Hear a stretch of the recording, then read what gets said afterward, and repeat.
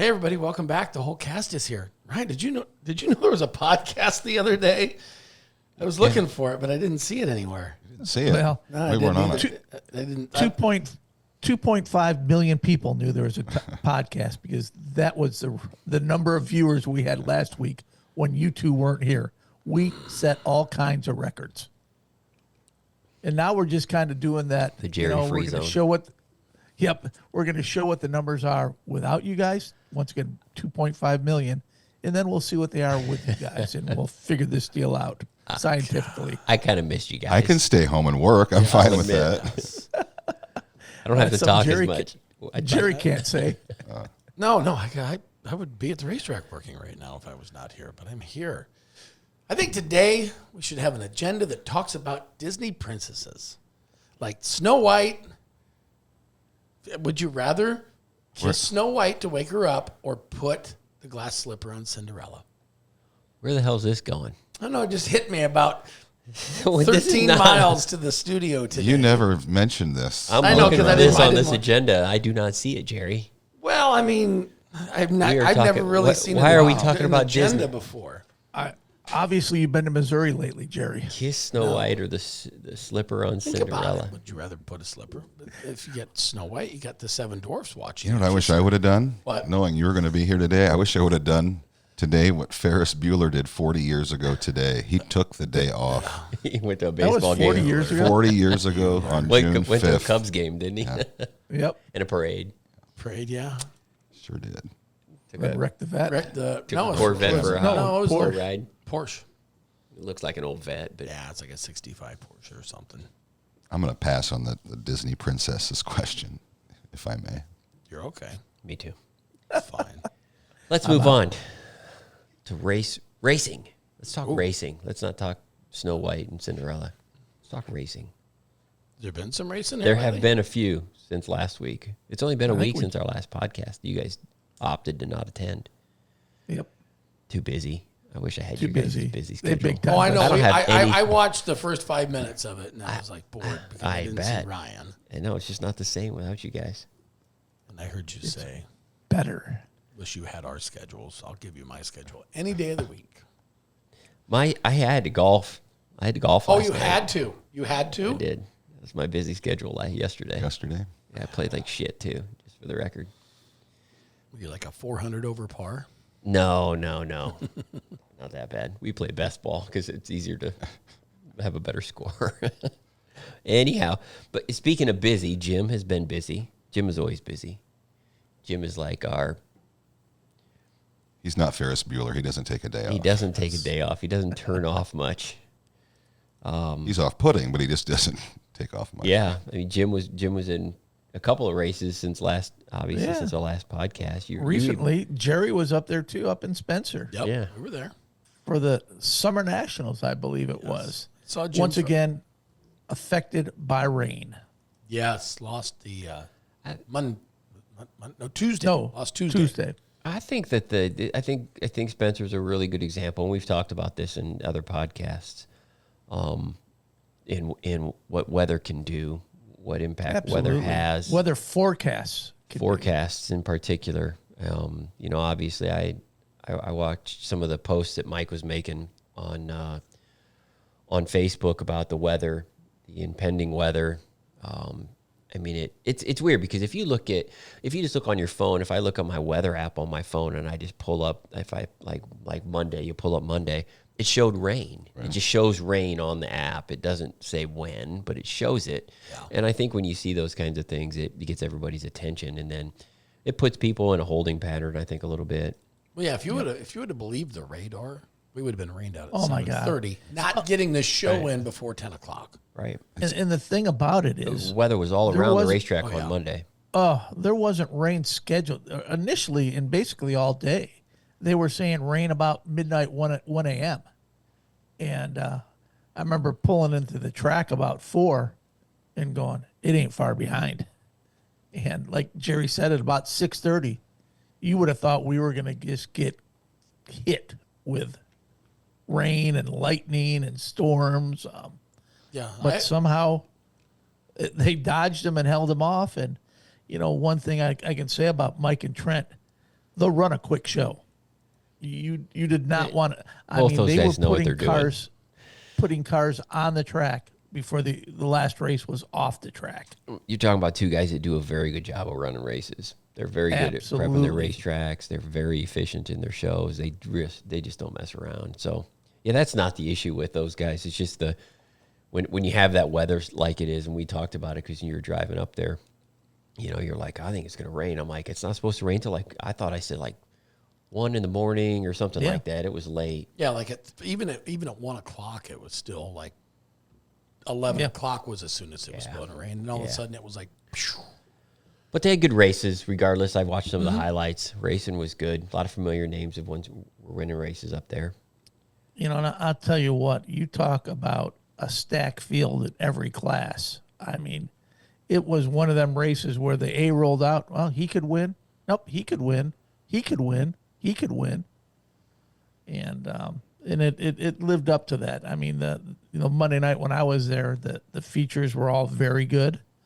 And I think Kelly Shyrock won his first race at Clay County, if I'm not mistaken. Yeah, he won his first and second of the week. Of the week, yeah. Oh, Yeah, of the I had week, that Jim. confused. Kelly, Were you up doesn't there last lose night, much. Jerry? Mm-hmm. Oh my Lord! I'm sorry. Why? How far is it? So what time did you leave the racetrack? I think I pulled in at 2:30 this morning. Into your house, Yep. and then you got up and you got here at 10 a.m. Well, we were here before that. You were a little bit No. 9:45. I think I met Ryan at the racetrack in Marshalltown at like 8:15 8:30, or something. 8:20, yeah. Right. We left. So you didn't get much sleep. You don't need sleep in the summer. You said you were going to doze off on the way over here. Well, yeah, but we kept talking on the way over. Yeah, you sounds like kept talking. Someone called us mid-nap. Yeah. You kept That talking. sounds like I a kept T-shirt. listening. You Yeah. don't need sleep in the summer. Yeah, you don't need sleep. Yeah, hey, you don't need sleep at Super Nationals. You don't need Or sleep. somebody called me mid-nap. True. Would be Yeah, another good someone t-shirt. called me mid-nap. No, see, I actually was. I put some miles on. I went back and forth each time. Oh my gosh! Sunday I went up, came home because I had meetings on Monday. Sunday, yep, Monday back and forth, and Monday was a guaranteed. I'm like, if this rains out, I'd rather be rained out at home than sitting up here. Not that it wouldn't have been fun, but How long of a drive is that for you? 6 hours round trip. So 3 hours. Yeah, we had the great race on the way home Monday night. Yeah, I It's think about you beat 3 me. hours for each of us. Yeah, it is. It's about 3 hours. Yeah, he calls me because where you at? And I go, here's where I'm at.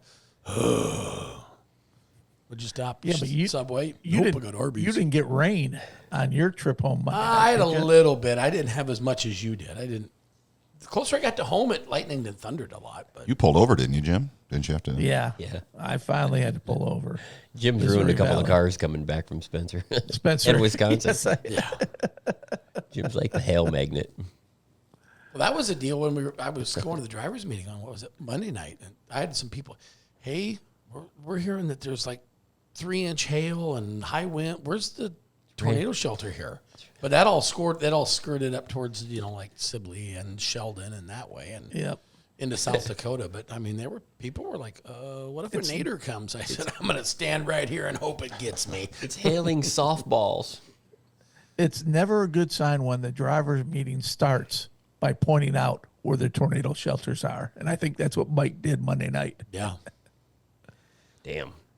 Well, so they got through it all. Lost one day. Had some great racing. All of it was on IMCA TV. you can go For back and get it with advantage. replay. Yeah. Advantage. Yep. Replay. Yeah, very cool. And Jim, How you was, went to. You were how in was Wa- last night, Jerry? Last night was good. I mean, Kelly Shryak put a clinic on in the stock cars, like 7.5 seconds. I thought that. I mean, I Up thought there, that's Jeffrey probably Abbey a was going to stay with him. It's over half a lap. Yeah, it is. Is Jeffrey Abbey lost?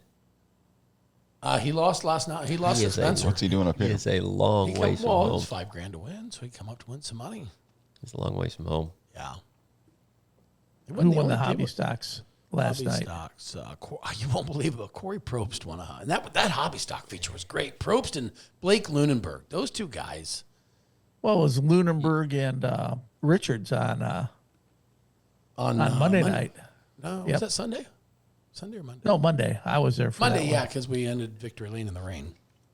Richards has won like every race he's been in this year. 25 features Yeah, or So something like that already. he's got a It's shitload insane. of wins, and so from our standpoint, I look at it, it's like, okay, I think he's raced. what do other people? How do other people look at that? He's Do they raced like, 32 times and won 24. do they say, well, we aren't going to win the national championship already, But then again, you look at a guy like Probst. Well, he snuck in last year. He snuck Yeah, in last snuck in year, last and he's year. won a lot of races already too. He had won 20-some, but he's won a handful of races already this year. So I think our point structure, it's pretty hard to interesting. run and hide and have that X by your name in mid-July is clinched.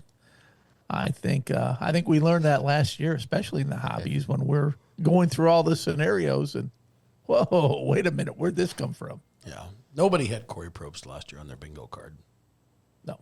no, But I would agree. once again, on Clay County, I mean, it was, I think, the rain obviously impacted the show, but, like we talked about, Trent and Mike, they just put on a great show. And Clay County is just a tremendous facility to put a show like that on. I mean, you have plenty of parking, paved parking for the pits, and you have a big covered grandstand, and it's just a neat track. I really, really like Spencer, and it always races well. It Now does. if they can just get an announcer.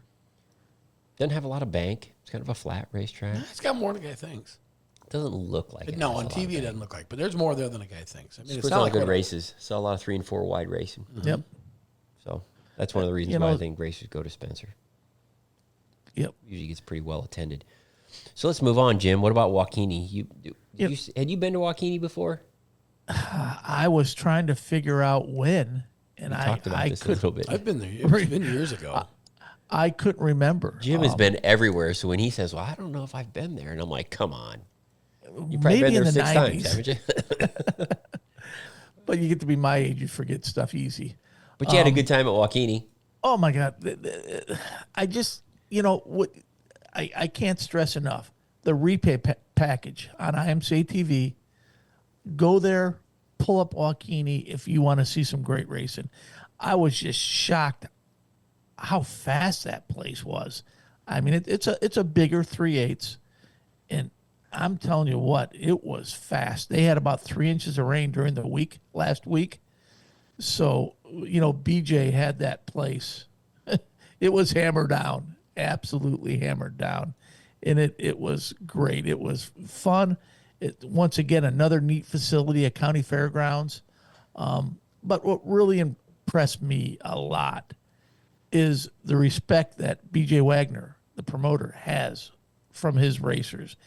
And I mean, he treats them once again with respect. That's why he has the respect. His driver meeting, it doesn't talk down to him. Even there's a situation where we had a disqualification, and once again BJ let the tech guy handle it, but it's just refreshing to see a promoter that treats the racers with respect, because there's a lot of places the promoter has that kind of old school attitude where if you don't like it, don't come back. And BJ's not like that. He realizes that the racers are his customers, and he needs those customers to survive. And he's Even Lottie constantly don't say that improving. anymore, Jim. Yeah. Exactly. You'll see a few. You'll see a few, but He hasn't whacked the radio lately. We all have those moments. I have moments where I'm like, if that guy never races IMCA again, I don't give a shit. please. But we need everyone, even the people that are angry and That we don't like. tough to deal with. Yeah, sometimes we're angry and tough to deal with. So, Yes, we are. but yeah, I think BJ does a good job at Joaquini. Been a long. Like That place has been sanctioned for a long time. It sat empty for I think almost 3 years. Yep. And for a track that sat empty to look as good as that place did, a couple weeks ago we added some more fencing to it, and it's another example of promoters that work their ass off, but they see the results. And I guarantee the car count will keep growing at Joaquini because of what BJ's doing there. Yeah, again, I think racetracks racers expect tracks to kind of hit all the marks. It's got to be racy. It's got to be, a fun place to go. Quick the atmosphere show. has to be right. There's just a lot of things. Racers tend to stay close to home. We've talked about this a lot, but Joaquin and BJ's been doing a good job. And like you said, they were off for a few years, and then I think it was Don. Was it Don Bolt that started to race?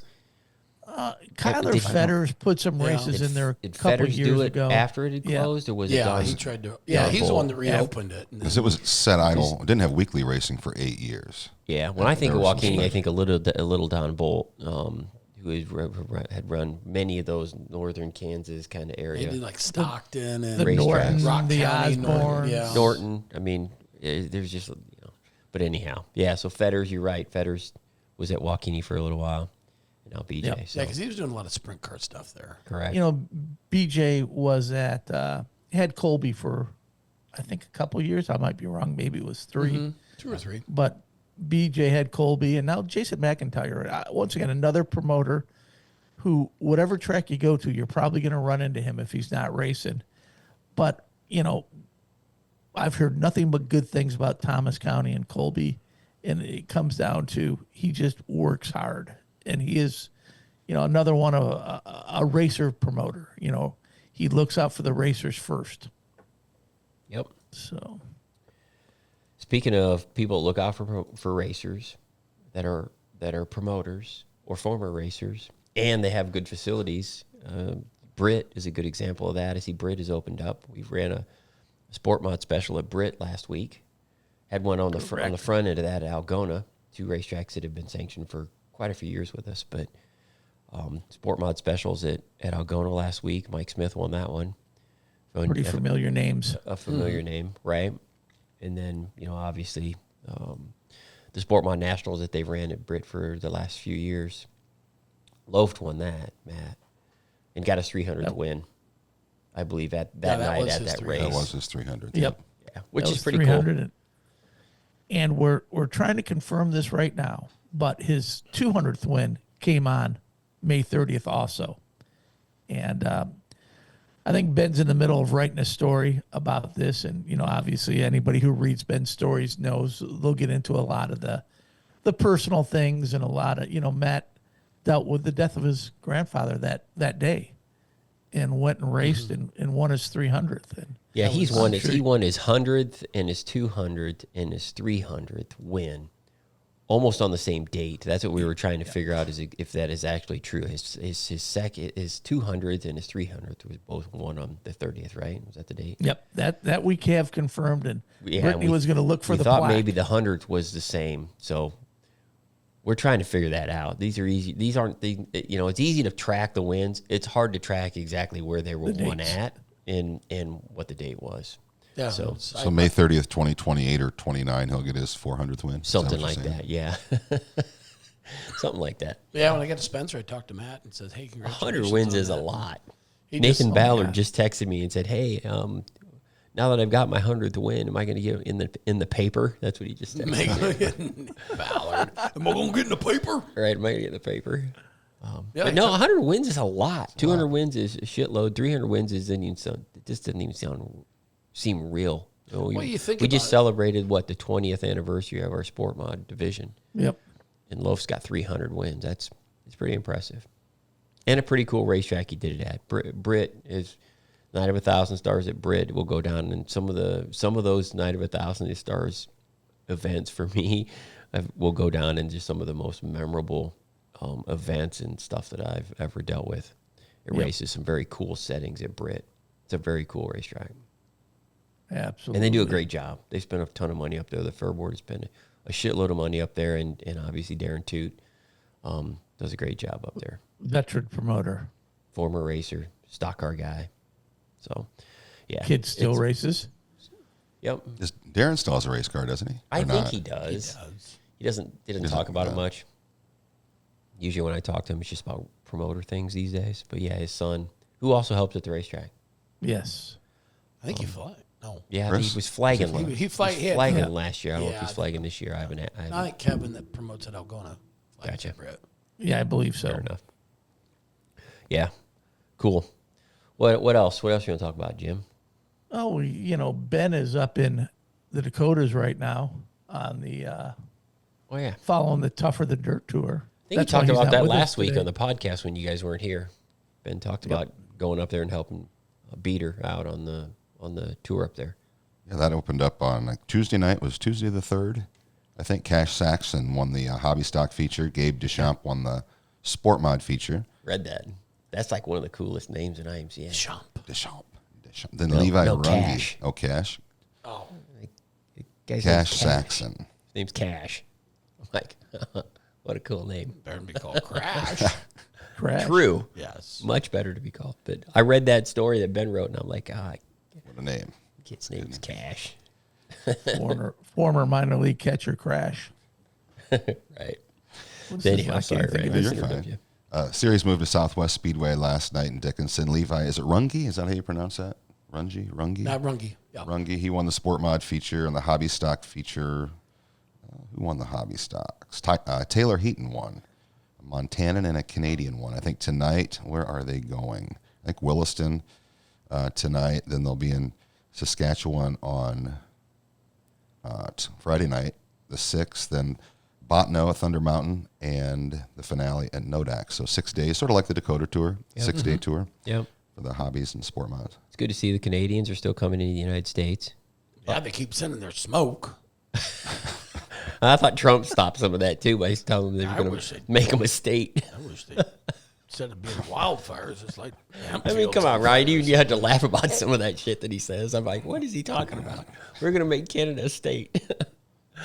It's entertaining. Yeah. It's frightening. It can be. It It's can be frightening. frightening, Yeah, it's but it's frightening. also can be my pretty entertaining. my biggest complaint with that is it would completely wipe out the World Junior tournament, where you have the U.S. and Canada every year playing the grudge match, or in the Four Nation deal where the puck drops and the Canadians and Americans fight. It's not going to be the same when it's wouldn't. two states doing states. it. You know what I mean? So for hockey's sake and for my sake personally, I hope Trump goes down in flames on this one. I don't want Canada being a state. I want them being a separate country that we hate when it comes to hockey. Oh gosh, yeah. The implications of some of the things that people say. That's just a good example, a pretty public example of one. But anyhow, we're getting off track. We surely don't want to talk about politics. No. It'd be a fun podcast for a little while. or the new cost of bodies. Right. Oh well. What else in North Dakota? Anything else going I on think in we North had Dakota? Yeah. The Shots Memorial over on the other side Yeah, of the we state. had another, speaking of sport mods up in North Dakota, we had, I guess we can talk about that in a little bit, but yeah, we had that Shots Memorial up at Red River Valley with the World of Outlaws, and they had, 26 Race Saver sprint cars. They started 25, one car had mechanical issues in the heat, and it went green, white, checkered with 25 Race Savers on the track in Fargo. I mean, once again, we talk about guys who can prep a track. Jake Bicker's up there with anybody in the country as far as I'm concerned. I think the World of Outlaws feature went green, white, checkered. And, that doesn't happen by accident. That's generally due to the track and the track conditions. But, Jake is plugged away on the sprint cars up there. We got Shots throwing some extra money at it. It's a memorial race for his dad. And obviously the deal's growing up there, the Race Saver, like it has everywhere in the country. I don't care if it's California. Hugh Sits on a Sunday night is averaging a little over 30 cars weekly. Roger Eagle is in that 30-car range weekly. It's just a great weekly class for sprint cars that the guys could run, not go broke. And they put on great racing. And I think we'll see Brett in his Race Saver debut sometime this hope. year. Let's hope. You are? Yeah, I'm working on it. Shh, don't tell nobody. There's one less sprint car in the world once Brett's done with it, Jerry. Like the duel in the desert, you start mentioning certain things and people start asking all kinds of crazy questions. Well, we'll get to more on the duel later in the podcast. We got some important information. So anyhow, back to the Shots Memorial. So Donnie's nieces, right? Yep, Leva and Amelia. Yep. Race saver. Do they also race late models too? Do they race all kinds of stuff? Yeah. They have late models also. Late models. I That's can't remember cool. which one of them was involved in it. And they're young. They're like in their, are they Like teenagers? 17. Like 19, 17. 18? 17, 18 in that age. They're out of high school. Well, I don't I think they're just out of high school now, I believe. Here, let me. I saw a parade lap. Layla's Did they- 17. She won. She's 17. Did they do the parade lap with Donnie and them on the track for that race? Did I see that? Is that picture right with the American flag for the? Yeah. I Yep. think they did, right? Yep. I looked at some of that stuff. I just thought it was interesting. You know, obviously there's just so much. I think the Shots family, everything to do with the Shots is, you know, in that Fargo area. It's to me, it's just like if you have to think of an area that is Yes. Synonymous with a person that's yes, Correct. that Fargo market with 410 sprint cars and Donnie Shots and the World Outlaws. I mean, when I think of racing and people who have kind of like really like solidified an area as like something that they're known for, that's it. I mean, it's one of the best examples in all the country, and it's really cool that his nieces are racing race saver. You know, it'd be We talk obviously about- Donnie's going to at some point in time he's going to retire from racing. He's got to be close to my age, isn't he? I don't know how old he's got to be in his I would say. I would think so. I just, I think of Donnie. I think of his first crew chief when he went out on the road. I think it was his first one, Billy Gull. Yeah. I remember Billy. 47. Oh yeah, Oh, he's 47. 47. He's younger than I am. When I think of the Galls, I think of, John Gall and the back into the central part of North Dakota and Minot, dealing with John when he was the president of the club for many yeah, years. that really got us in there up It in did. North Dakota. And his son Billy was Donnie's crew chief. So Crew for those chief people when that they're don't, out on the road. yeah, And I think we could do 2 podcasts on Billy Gull stories, but we're going to save that. I think there's still some statute of limitations that might be open. yeah. So, Yeah, but so the Shots situation in Fargo is very cool, and then you get back over by Minot, and you get into Mandan in that area. You mentioned Billy Gall and John Gall, and then you get into that whole central New York is or central North Dakota is what I call the middle of the state, where where John was very instrumental in getting IMCA into Minot, and that's trickled into the surrounding tracks Yep. in that area from Dickinson to up into Estevan and our dealings up there into over the border into Canada, Williston, and then into Mandan. I mean, those Dakota Tour tracks is what I would consider them. yep. Were some of the very first that switched from Wissota to IMCA, and John was pretty instrumental in that, to be quite honest. Very. And then here we are now. And we've spread back over into Jamestown a few years back. And obviously the Dakota Tour has kind of steered some of this stuff. And it primarily was modifieds. It was a lot of it was modifieds that did it at the time. And here we are today. And you look at Mandan just opened. And I'd seen where Sean Strand won the most recent race at And I think it's Dakota Speedway in Mandan. first time in 3 years, which Ryan- shocked me when I. Yeah, Ryan said it was the first time in 3 years he'd won there. That could be right.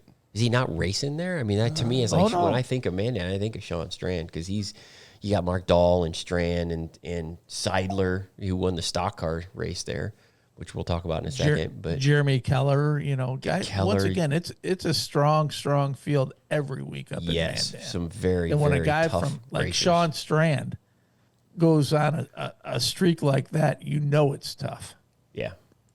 Yeah, it's crazy.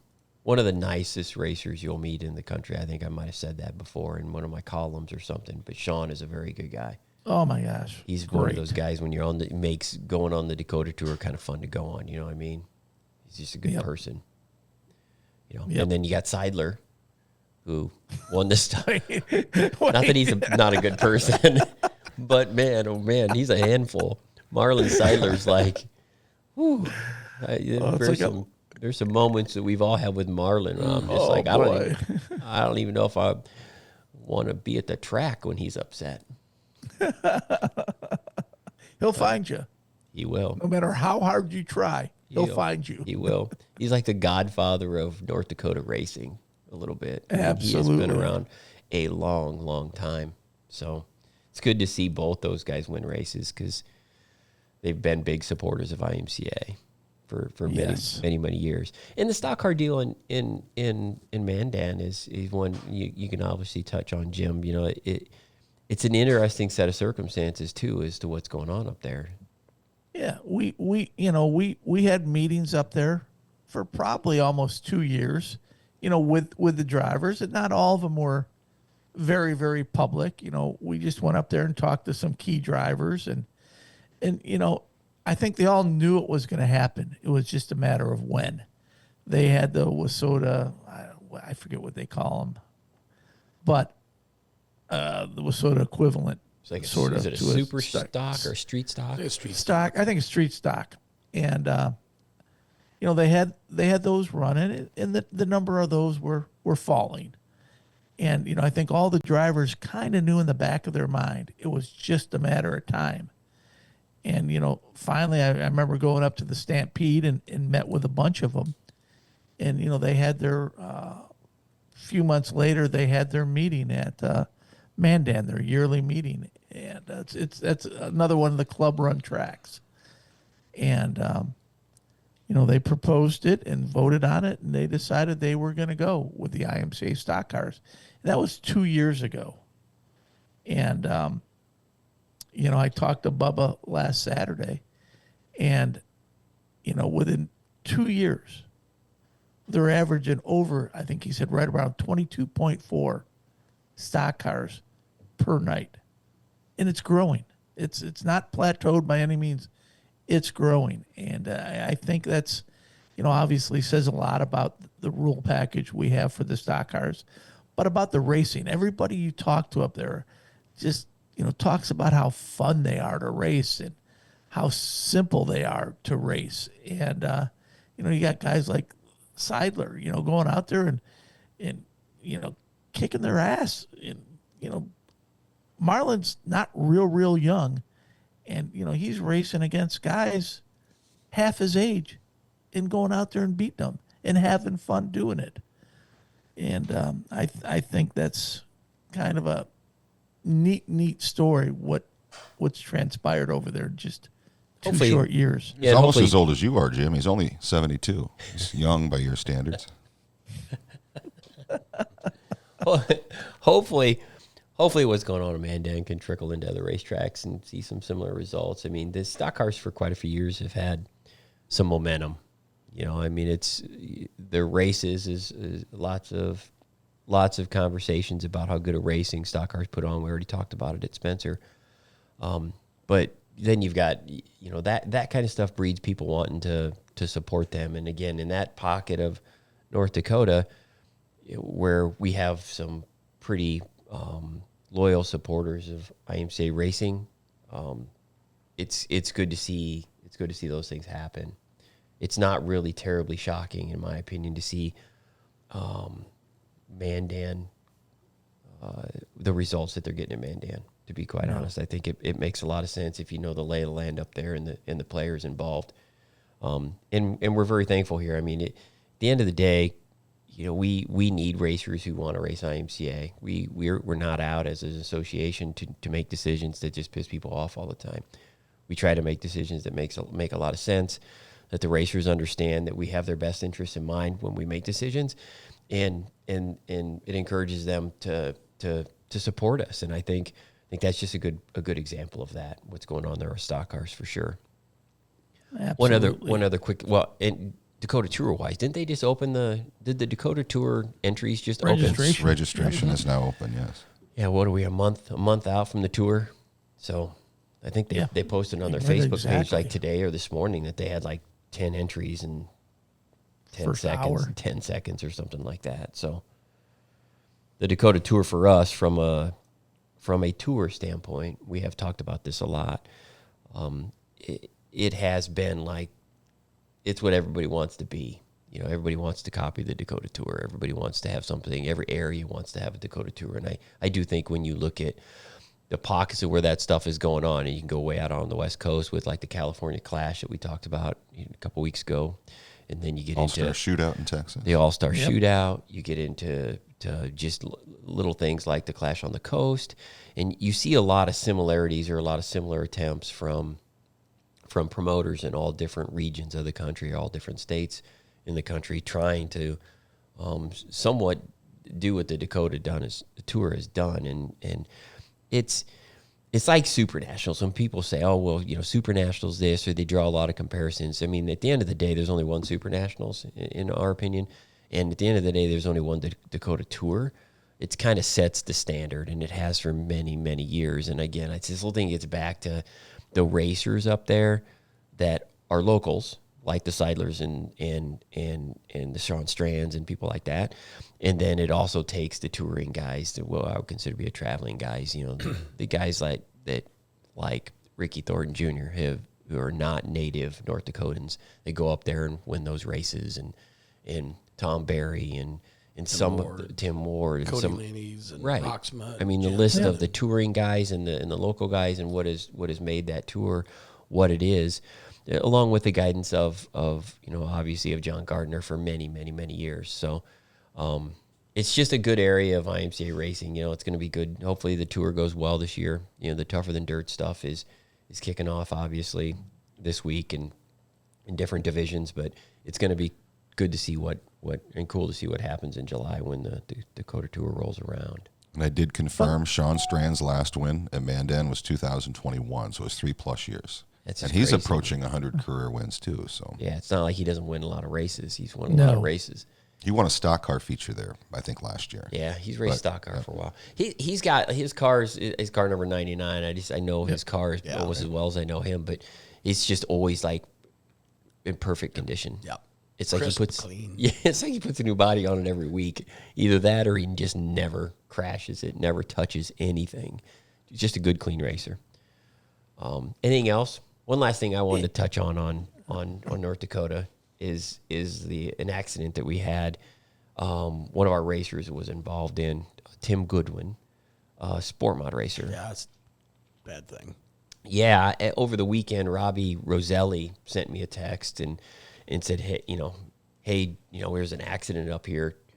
Give me a call. And I was like, well, what's that? What happened? And so I called him, and he kind of told me that about Tim and his wife and his daughter were leaving the racetrack in Underwood, a sanctioned event, driving, I think they were going south. They're south, I don't know.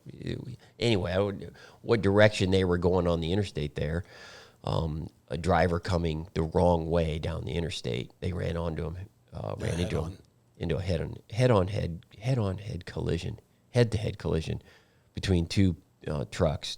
Obviously, Tim had his wife and his daughter, Nilsa, which I think was a pretty unique name. I know that because I spoke to Tim.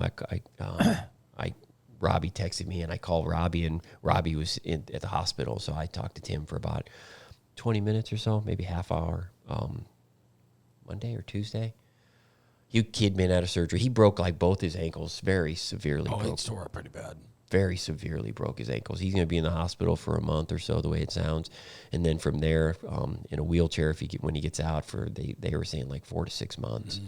So, but he survived. It was very interesting talking to him. I'm very thankful that I called Robbie at the time that I did and was able to talk to Tim because it was a very good conversation. You know, the things he told me about the accident and the guy coming down the wrong way with his headlights off. You know, he thought he was doing it on purpose. You know, just it's an unthinkable set of circumstances to have happen, and life can change in an instant. Trust me, I know. And for him and his wife and his daughter to survive that accident, if you see his Facebook page, some of the pictures that are on social media. Wow, I mean, how they it's crazy. How they went, because then they had a gooseneck trailer. Well, the trailer come loose of the hitch, and it come into the back of the cab. Yeah.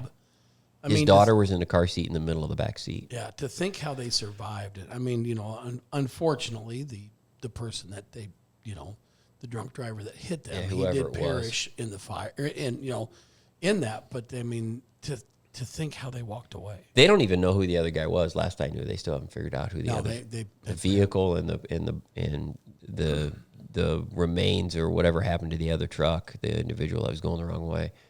They still didn't know. They don't even know who it was. They said it exploded on impact. It's crazy, but it's again. I'm very thankful that I got that Tim took the time to actually talk to me, because it was nice to talk to him.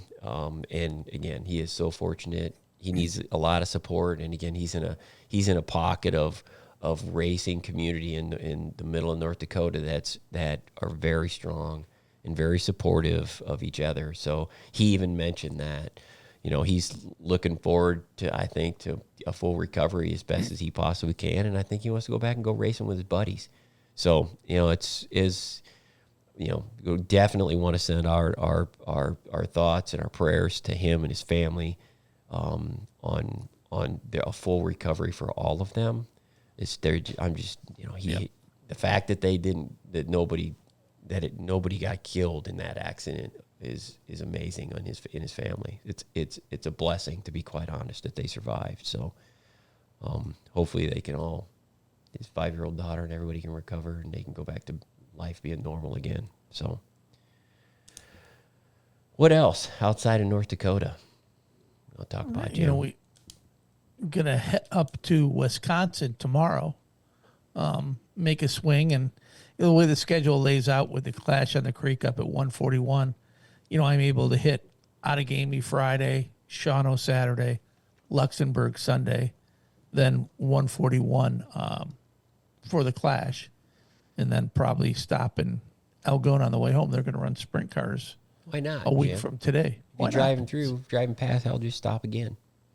Yeah. I'm just glad that of the people that are going to be, of the millions of billions of people that'll be watching this podcast, that they know now to be aware that Jim will be in their area.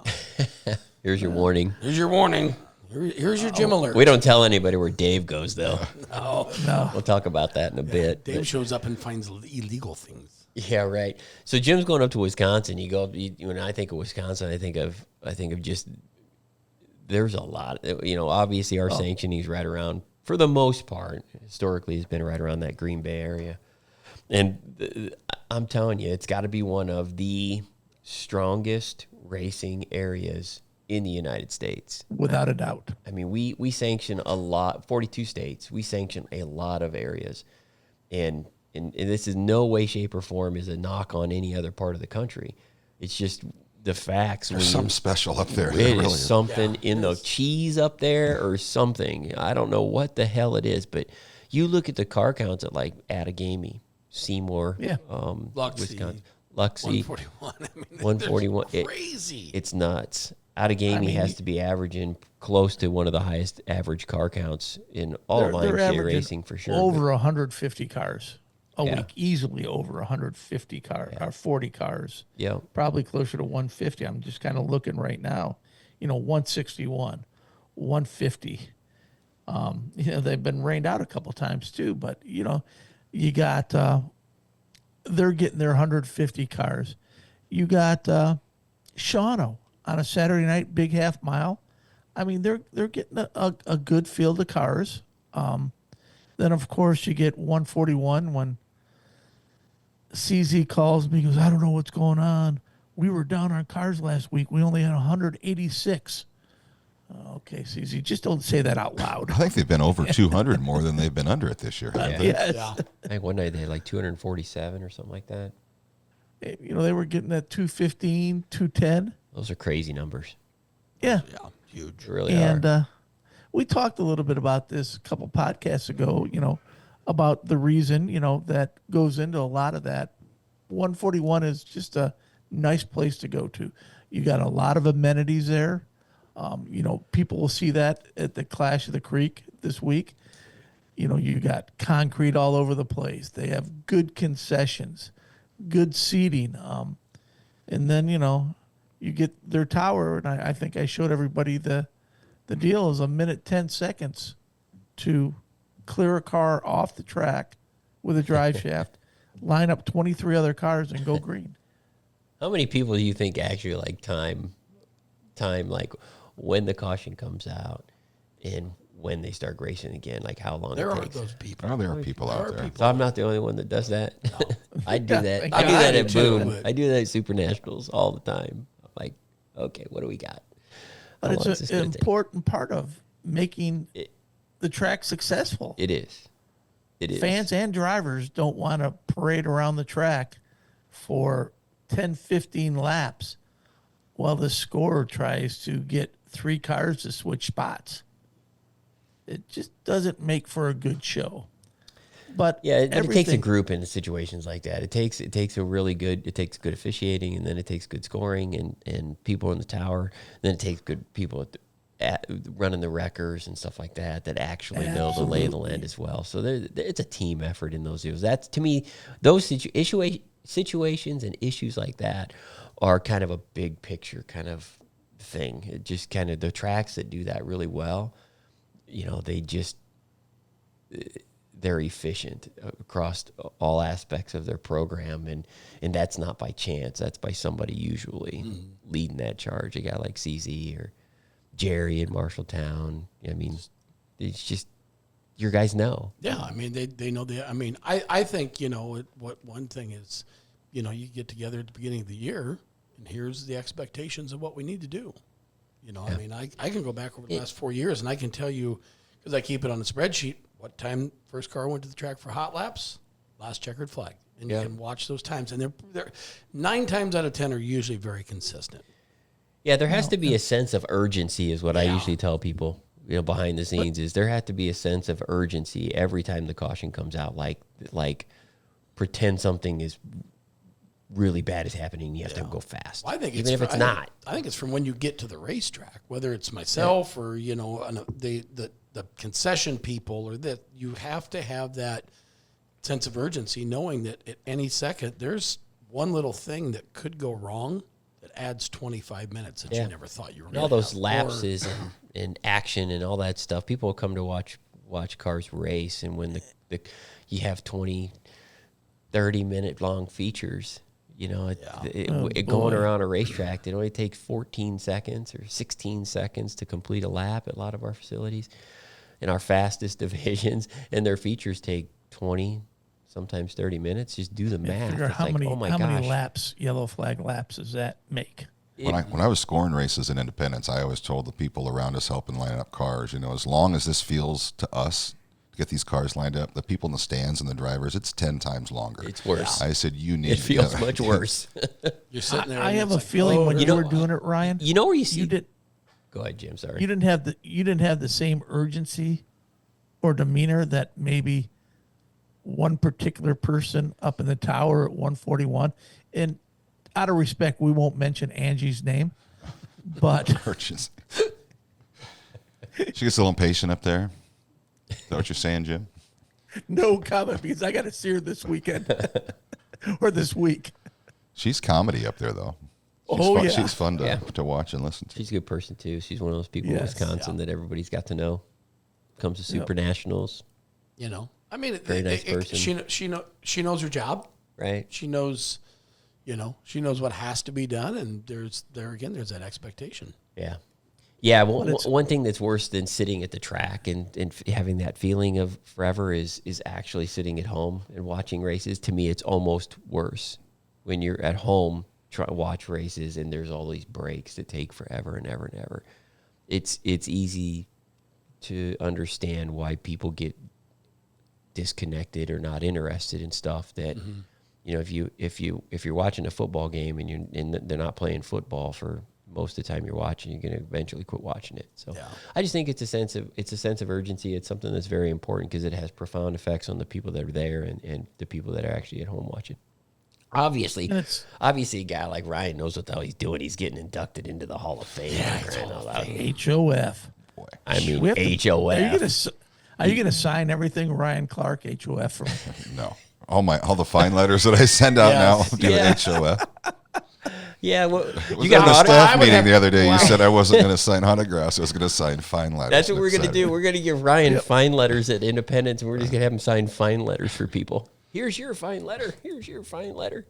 When is In that? the last 2 weeks, he induction? signed like 3 or 4 for me. Yeah. Well, you messaged me what night? What Friday night? You Oh, hey, said- get your pen ready. Got some I signatures said, coming. send it early Monday so we can deal with it. Good times. When is the big night? A week from Saturday, June 14th. Flag Day. You have a speech written? No, we don't talk during that. No, he Oh, just come signs on. They autographs. gotta- He's just going to sign. No, there's like 7 of us being inducted. Yeah. Going to sign fine letters under the grandstands for a They half still have hour. a meet and greet before the. Don't they have a meet Yeah. and greet? So the If you, want, grandstand. if you want your very own fine letter, you just got to go to Independence next Saturday night. Ryan's going to give you one. Put in And your if you want a fine letter, Ryan will write you one. He will write you one personally. And when you're at Independence for the Hall of Fame induction, grab yourself a chicken sandwich. They're good, aren't they? Yes, they are. I don't know who does that, but they're good. Speaking of car counts, one last thing in Wisconsin I thought was interesting. I saw, again, 141 averages like 40 plus mods and 40 plus stock cars. Oh yeah. And like 50 plus sport mods. Right. It's big numbers. So to see somebody win in both classes is, to me, it's almost hard to believe. I'm like, how does Benji Lacrosse win both stock car and modified divisions at a racetrack like 141 in the same night? So, there's one And thing what- we don't talk about. He's Like damn good. 141. Oh, it's crazy how good he is. So the sport mods.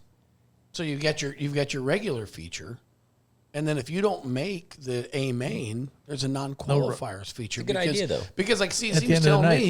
he goes, if time permits, It's a really good idea. he goes, because what happens all of a sudden is this guy gets 7 laps in a heat race, 7 laps in the B main. Well, how's he getting any better? Not. So went to this year, and I really think that's why they're getting almost 50 sport mods weeklies, because those guys know that they get a chance to get their own little feature. It probably, if you look at, and I don't want to put CZ on the spot with this, but it probably, when you look at those kinds of car counts, it gets into that 2 feature situation. Yeah, I was thinking that. Yeah, It really does. In a place like Boone or Marshalltown, that when you guys were getting 60, 70, 80 hobby stock, you're running 2, 3, 4 We had features. So 2 everybody features. made a feature. It allows every racer, Yeah, we were- regardless of their talent, how long they've been racing, it gives them the opportunity to get some lap time so they can improve. what was funny was we were up there at Spencer after Monday night, and I was in Wahoo's trailer, and I mean, you had Shelby Williams and Dallin Murdy, had these younger kids, and he goes, yeah, I remember I could remember you'd go to, Marshalltown would have 3 hobby stock features, Des Moines have 4 hobby stock features, Boone have 4 hobby stock features. He goes, he said, it seems like there was 1 million hobby stocks around, but it was, I mean, you would go to, it was like the first 2 heat races or 3 heat races went to this feature, and the way they figured it out. But when you were getting 80 cars, 80 hobby stocks at Boone a night back in the 90s, Crazy. you had to do something. Yep. Was that Port Royal last weekend, Ryan? I think Where so. Rod Orton and the Yeah. past sprint cars. Yeah, he did They, do that. they ran 2A features. Yeah, They had to 50 split sprint the cars, field. don't they? 50 signed in, Yeah. yeah. Wow. 50 Yep. race savers Yeah. in the past series, for people who don't know what we're talking about out in Pennsylvania. Yeah. Rod Ort puts this series together. 50 sprint cars, and he ran 2 features. Split the Yep, field. at Port Royal. Which is a really good idea. If Yep. you can afford the purse, That's that's the the other thing. thing. If you can that's afford the the caveat. purse. That's the thing that, like, it's like that. People are like, we oh, don't just wanna run. talk- People just run 2 features. Well, You got do to pay want- for those. Who's going to pay for that? Yeah, You the know, first that's- feature cost you $5,200, and now the second feature costs you $5,200. There's some expense management on the back end of the racetrack that they look at that and say, okay, running 2 features makes sense for the racer. It gives everybody the opportunity to run, to get more laps and to get better. But they usually want paid. They usually want to get the same amount of money. I think on that, he pays, a handful of spots. I think it pays to win on that non-qualifier deal, but it's just to get laps and experience. Yep. You go back to the Boone Speedway days. Qualifier for anything. It's at the end of the night. They run that race at 141. It's a good idea. It really is. I've always thought we should have something like that at the Super Nationals. But because, again, with the car counts we have in those divisions, there's way more people that don't race the features that do. I've always thought, We have a lot of time to do that. I was getting to that. When we come back on the I've Sunday got my after ass and chewed run more those, than once for adding We can races. at slot it Super in between Nationals. 3 and Trust 4 me. a.m. Really not a lot going on after We can have that on. 3:30. Can we have it on Sunday? Actually, what we could do is when you're eating breakfast from 8 to 11, that's when we could run those non-quali. Yeah, we from the can- night Days. before, we bring them at 8 to 11, and we have Yeah. brunch. Yeah. Yeah. Jerry, you tell Rod that. But No, that ain't going to work. Dare you? you look at it's a good idea. You talk. That's a really good idea, and I think it gets into like some of the stuff like John Logan's doing his race at the end of every year in August. He does that. Yeah, first-timers race. First Picks a timers class. race for guys that haven't won a feature before. They're very good ideas. Mm-hmm. You know, every racer should have the opportunity. I think not the opportunity. Every racer should experience what it's like to win a feature because it changes your outlook on racing. When I raced, I was terrible, and I raced for a year. I couldn't win a heat race. I Yeah, couldn't but you win won. nothing. You won some features. It took a while. Yeah. It took me almost a year and 2 years before I won a race. Let me think. Took you 2 years to figure out you didn't I really suck. think I won my first race in 1999, and I raced in 97 and 98. I don't think I won a feature race, for the first 2 years that I raced. In the first year that I raced, it was awful. My shit broke all the time. I was in the back. I was getting lapped. It was just very, very disheartening. Where'd you get your first win? Was it here or was it in Independence? My first win, I believe, was in Vinton. How do you forget your first feature win? I got to look this up. I got well. I mean, I'm I don't looking want at to spend a lot of time talking about It my probably wasn't racing career. Well, I've got my Not event. much to Yeah, was talk it Was about. it sanctioned? a sport mod or a mod? Mod. I never won it. I won? I had a used car that I bought. It was an old Sartison car. It was one that was laying out in the weeds. I bought it used, put it together, and I couldn't hit my ass with both hands in that race car. It was horrible. I bought a used Harris car my second year, took all the parts off that car, put on the Harris car, had the Harris setup book, and then got kind of competitive. And I was like, ooh, this is fun. And I was competitive, but I didn't win any races that year that I recall. What year did you start racing? 97. And I didn't win any races in 98. Although I started third in points at the last race of the year. Season championship I remember this specifically because I was third in points and the person on the pole was my best friend, Corey Drips. Oh, yeah. He was starting on the pole. I think Mike Sampson or somebody was outside front row, and I was starting in third. And Corey said to me before the race started, he goes, I'm going to give you a gift. I'm going to fall to the back. I'm not racing this feature. You know why he said that? Not for me. He's going to Super Nationals. He didn't want to Didn't lose want- the it was motor. Sunday night. He didn't want to tear his car up, and he didn't want to get his claimed. Yeah. So that put me. He didn't tell anybody before we went on the racetrack because he didn't want him to crisscross. He wouldn't have put me on the pole. Yeah. That's the truth. That's what happened behind the scenes, and I appreciated that. And so I led that entire season championship race, 19 3/4 laps. I led that thing and got passed on the last lap in the last corner by Arlo Becker coming out of 4, and got second. And I wanted to cry. I was like, how did this happen? And then I bought a brand new Dirtworks car the next year, 1999. I bought a brand new car from Mike at Dirtworks. Took all the parts off my Harris car, put it on the Dirtworks car because that year a lot of that stuff was just interchangeable. Yeah. Took all my used stuff off, rear end and all that shit, put it in that new car, and that thing was fast. I won 2 races that year. May 16th, 1999 was your first win in Vinton. I had to do some digging in my... And then I won in Jackson County because I got kicked out of Vinton. True story. Oh, that's right, because you I threw know it your is. little schoolgirl hissy fit I on got the front straightaway. We're talking about my racing program way too much. I got kicked out of Vinton for acting like an asswipe.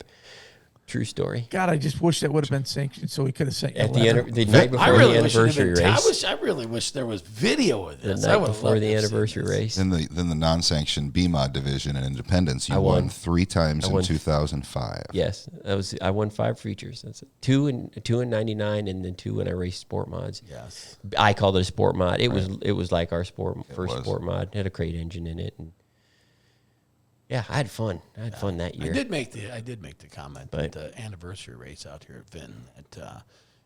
If you want to see the originals modified, you can go see that at the America's Museum of Speed in Yeah. Lincoln. But if you want to see the original sport mod, it's in some junkyard at Parts Unknown. No, it's been melted down Yes. If you want to see it, it's about 10 foot shorter. So Brett won races as a driver and a car owner. now. I did. Wow. Carl. Why do you got to go there, Jim? You just can't help but bring that up. Anyhow, so we done talking about Wisconsin, Clash on the Creek, and my racing career. Let's talk about people who got in trouble. We could talk a little bit about some. Yeah, we could talk about. talk about, Well, like- one of the things. Yeah, we're getting close to bumping our time already. We ain't even got to the fun stuff. Well, Yeah. Can we talk about cheaters? Can we talk the about cheaters and controversial claiming? stuff. Huh? Can we talk about cheaters and claiming? Talk about cheaters and then talk about the I claim. should probably send Nate. Yeah, we should. We could touch on the clash on the creek, Jim. Just real quick on the tech, because I think that kind of plays into. Yeah, they they've got what they do at the end of the features is they bring everybody up, put them in the shed, and it's I would consider it a Super Nationals type tech. Yeah. And Ryan Johnson up there does a good job. There's been some catches up there after features, and results have changed up there. So, if there's any racers that might be going to watch this podcast before they get up there, do yourself a favor, be legal.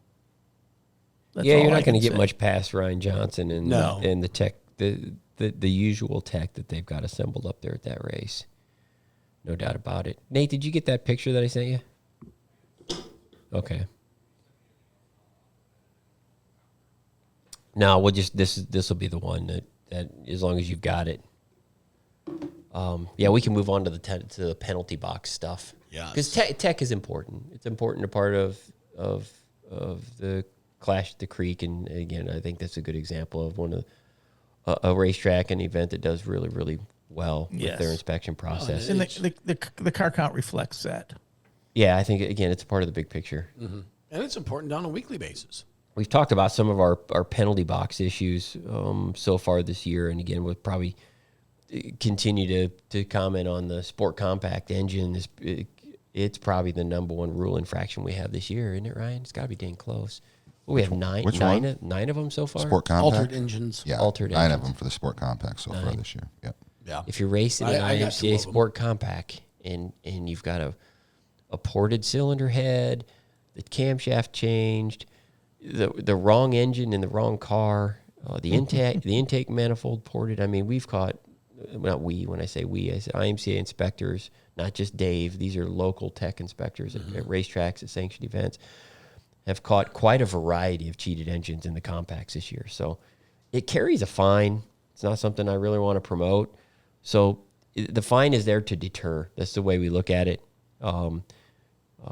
Sport compact racers, if you've got a ported engine or an illegal engine, it'd be a good time to maybe address that. Because here's my thing about it. And I think They're as being a caught personal, in a fairly high rate this year. Yeah, you go to a race, a weekly show, might pay $150 to win the Sport Compacts. I'm not good at math like Ryan, but I paid $30 to get in, and then I don't get paid to race, and I don't get any points, and it was for $150, and then Ryan sent me a letter that says I have to pay $250 if I want to race again. I'm just a bitch. I'm just a bitch. You're such an asshole, Ryan. But I mean, you gotta. I can't think wait to about see it. the I mean, line that gets lined at the Hall of Fame for your autograph. Yeah, I so you're can't gonna have wait like to the see. longest line. Again, any of the Ryan Clark fans next Saturday night in Independence under the grandstands. Be there. Be there. and, To change the Sport subject back, I've spent Sport 20. compact drivers. Yeah, I've spent If 22. we could all do, Go ahead, Jim.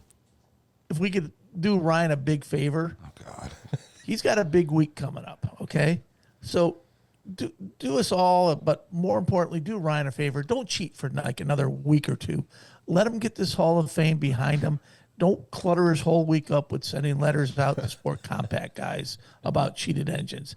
Let's let him rest a little bit. He's got a little In my bit advanced best of that age. induction. What were you going to say, Ryan? 22 what? I've sent 22 penalty letters out this year. 9 of them went to Sport Compacts for altered engines. Almost half. Almost half. 40%. You must have a very sore right wrist from all that signature. You use an auto pen. I use an auto pen. Correct. Auto correct or auto pen? I have multiple Auto pen. versions of save signatures on my computer, whichever one I feel like I'm in the mood for. That's what I drop onto the letter. And here I thought you signed them all. Used to.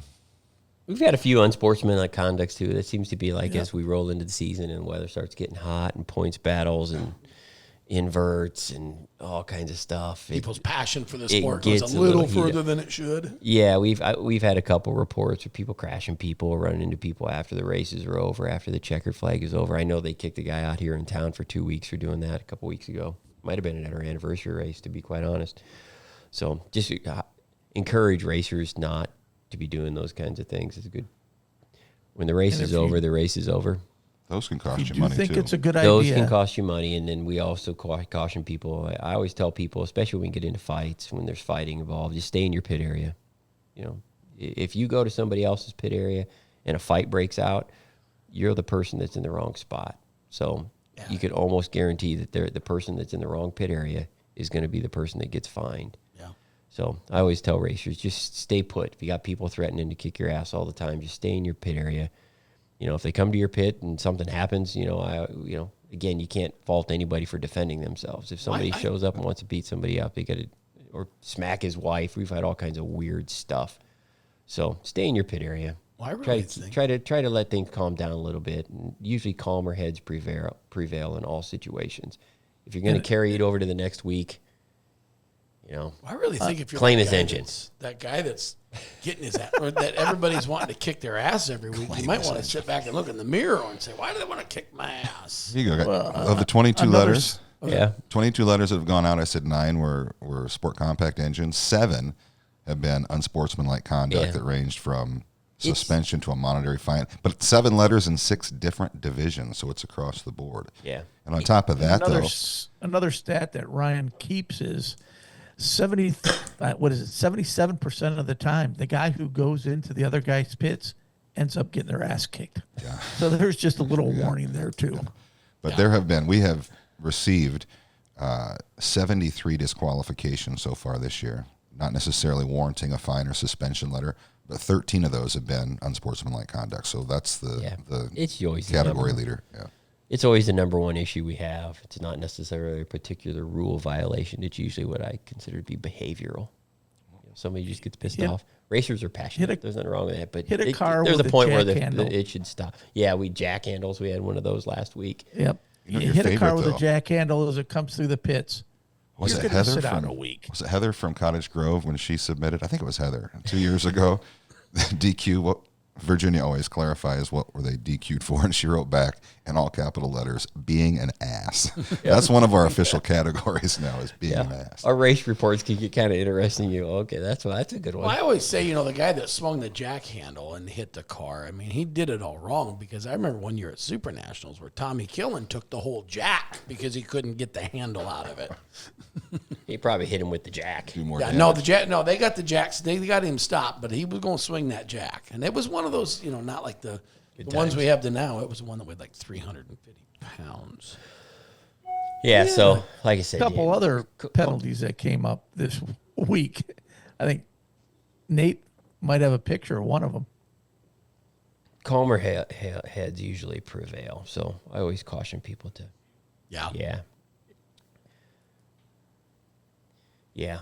We'll I have a kind little of joke. visual test here. I kind of joke. This kind of plays into all kinds of things we can talk about. I kind of joked about, if calmer heads prevail and just wait a week instead of getting in a fight at the races after the race is over. Just wait a week and claim his engine the next week.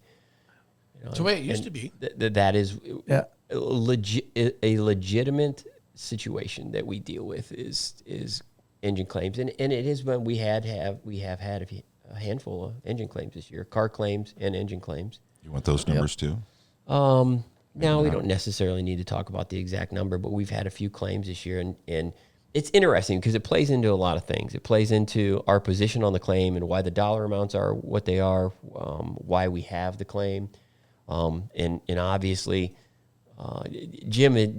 I would say between Jim and myself, I don't know if any two individuals in the country ever have dealt with more engine claims than the two of us. No.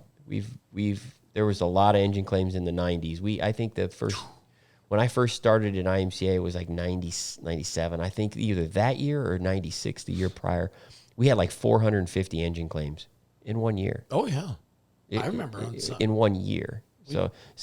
We were heavily, this division, and you talk to the promoters that have been around a long time, like Lottie.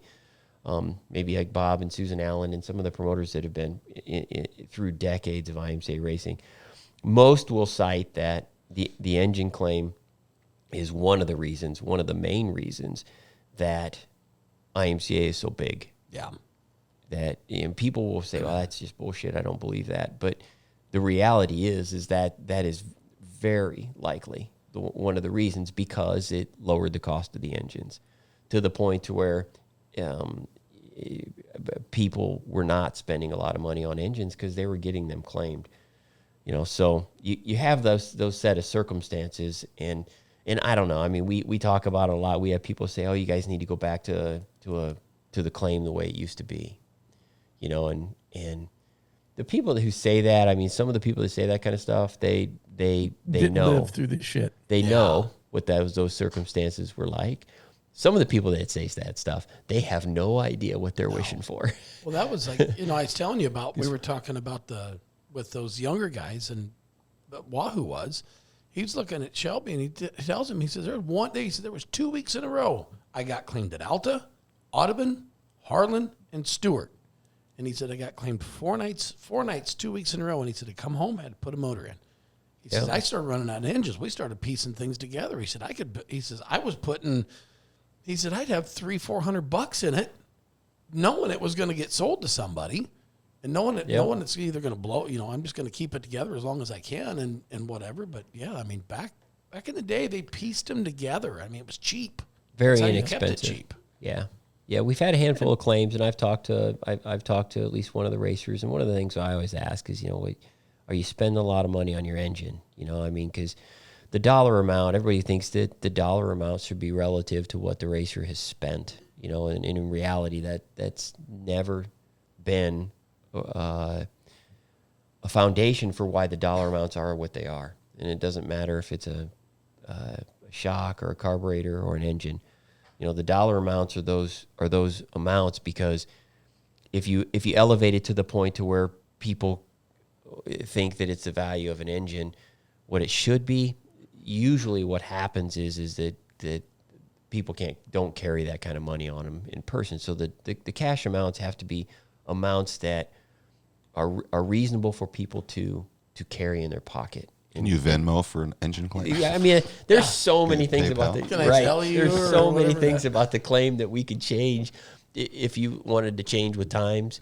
Venmo and Cash App, would all come into play, but it's not. We still use a lot of old school rules in the claim that are very relevant at the end of the day. So, one of the things that played into, again, 450 claims in 1997 or whatever it was, and you fast forward a couple years later or 20 years later or to current times, and if we have 4 or 5 claims in a year, which I don't know what we had last year, but I would probably be in that range. It wasn't a bunch. We have a very low amount. A lot of that is because of the shift that we made with the rules. Last year, there were 2 claims accepted and 2 claims refused. Right. So 4 total claims in all of IMCA in 2024. You go back 1997, there was 450.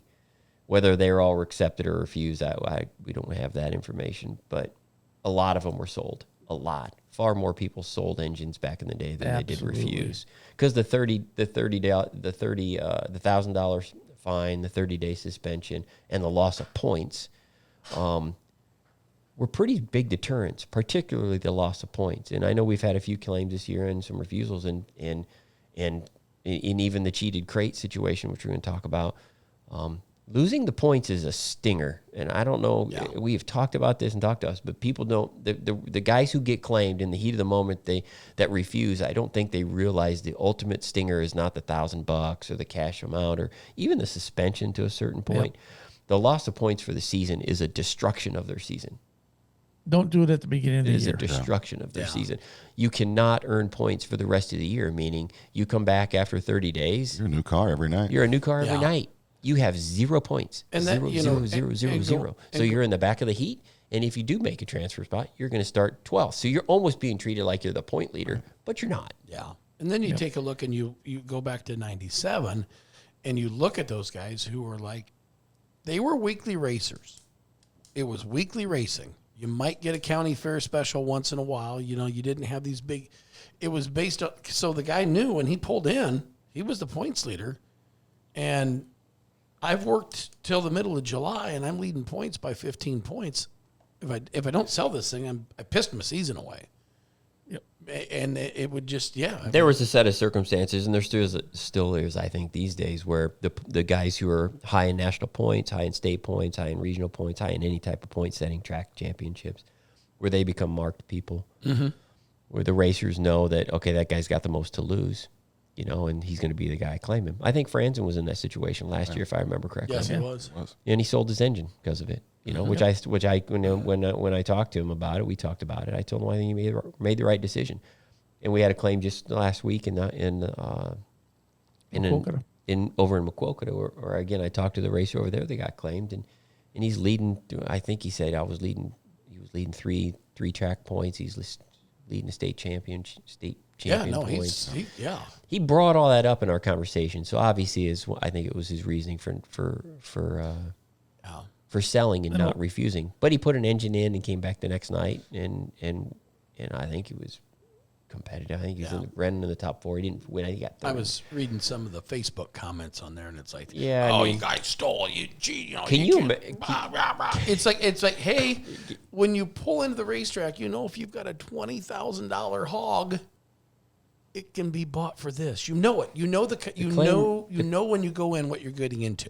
The claim rules are well published. It's not like we're springing this on people in July and saying, hey, all of a sudden we're going to make everybody's engine claimable.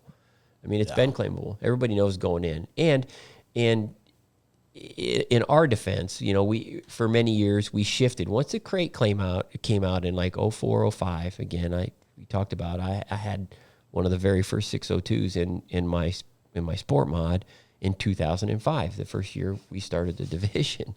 Rest in peace. Right. Rest in peace, Mr. Sport Mod car. But it was competitive, and this is why, and this has been going on ever since that year, ever since we put the crate in anything, and it trickled into we put it in sport mods first. We didn't have it in our hobby stocks, didn't have it in our modifieds. It made its way into those divisions as an alternative to the claim. That's why we put it in there, to give racers a controlled environment that was unclaimable. So they did not have to sell their engine to the claim. And in 05, we still had quite a few claims. We didn't have 450, but we were still experiencing quite a few claims. So the justification for how crates made their way into IMCA is very well documented.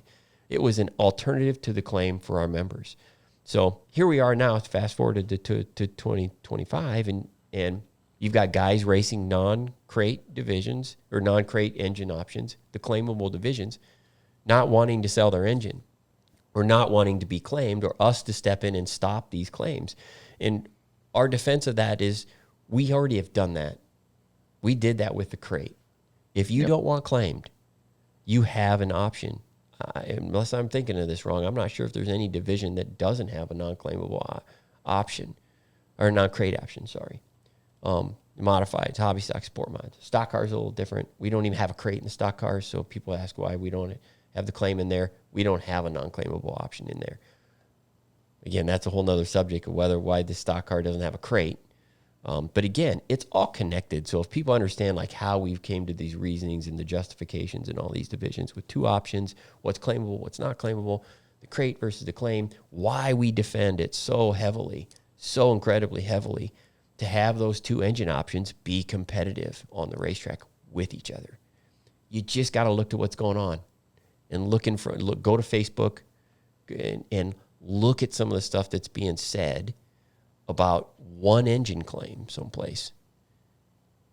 Now imagine that there's 450 of those things going on. Then go to Facebook. God, there was no Facebook back then. Then go to Facebook and try to manage that. It becomes an unmanageable set of circumstances for us as an association. It's a PR problem that it's a dumpster fire that could never get put out. So you look at the crate and why we defend the crate, why we have the crate, why we are with the crate. That sums it up. Again, GM is not even sponsoring IMCA this year. They're putting zero money into this association, zero money to our racetracks, zero money to our racers. but we're still going to defend the crate because we think it's still a viable alternative, and it's a good part of our program. You know, it's not. There's no other alternative other than that, and it's presenting itself quite early this year, and quite interestingly, I think, with a few of these claims that we've had. So, but back. So then again, you know, and on the crate, Nate pulled up the picture that we had got. This is a photo that we took. Just look at those 3 seals. One of these things aren't like the other. One of these things just don't belong. Right. Can you pick out the counterfeit seal, Jerry?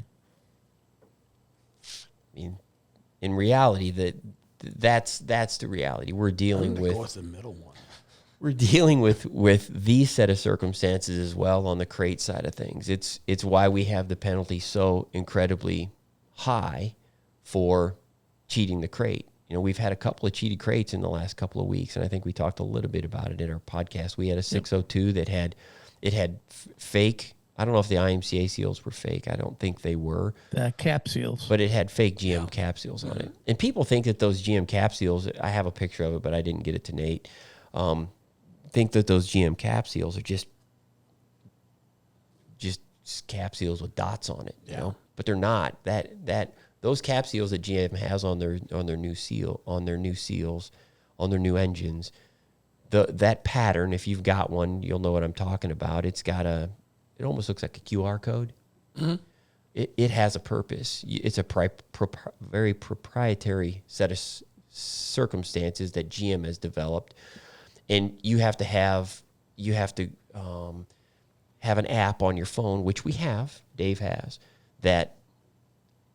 When you read that QR code on the seal, it tells you all the information. So it's a lot like our cable seal with the serial numbers on it and how we try to track the information. GM has done a much better job, a much more professional.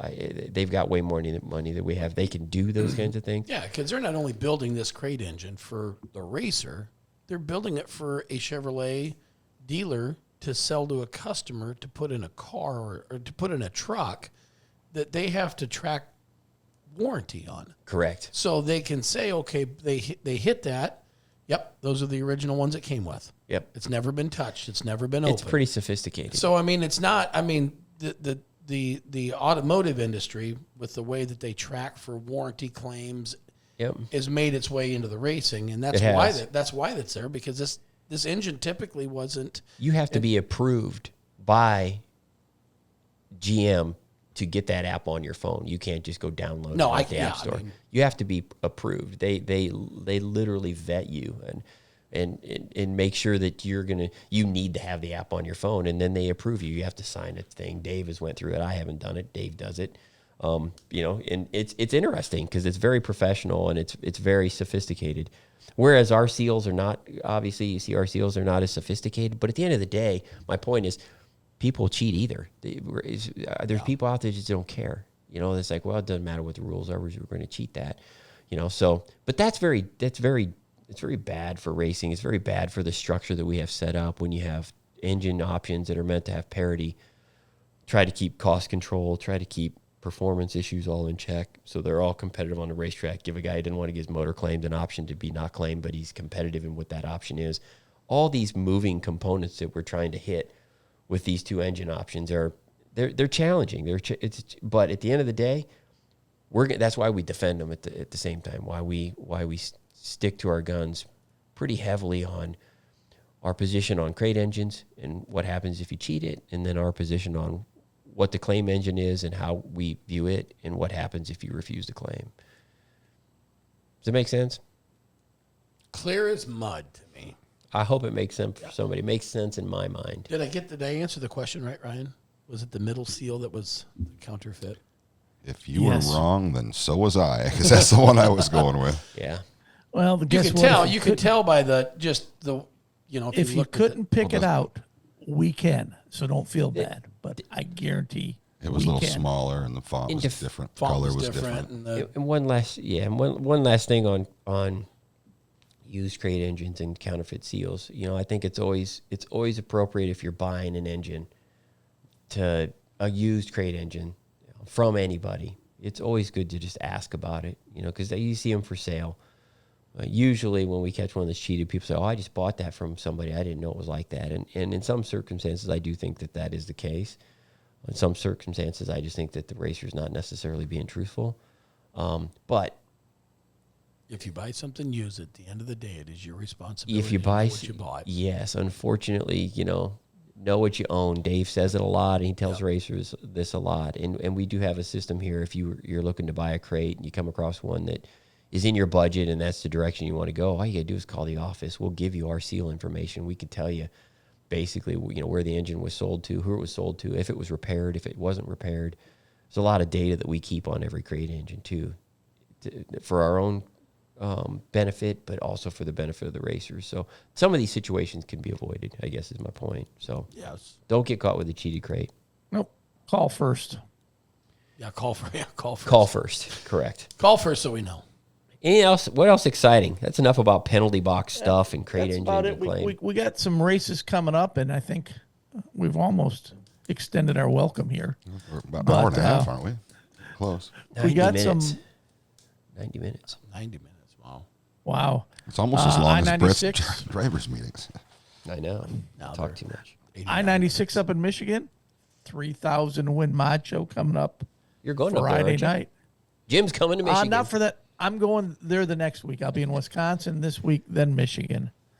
Obviously we got the Clash at the Creek this week we've talked about. Yep. Then, you got the Harris Clash in about, 3 weeks? Yeah, that's one we need to talk about in the next podcast, and we're going to dedicate We'll some get Bob in time. here. I'd like to get Bob on the show and talk Yep. about the Clash because he's going to bring a lot of historical value and a lot of cool things about the Clash, how it started, its movement, all those kinds of things. Bob, we'd really like to have. I think everybody would enjoy having Bob on our podcast if we can get him to do it.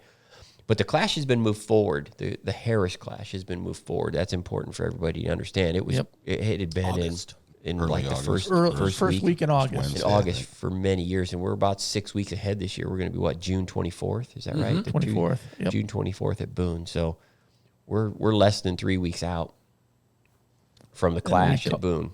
So We talked about the registration and open up for the Dakota Tour. yep, I would say in a little over a month, the Super Nationals registration will be that? open. It's typically around the 1st of July. I think we open that up somewhere Yeah. around end of June, early July. yeah, what's we going are on? we are in full preparation for entries for the Super Nationals to be open.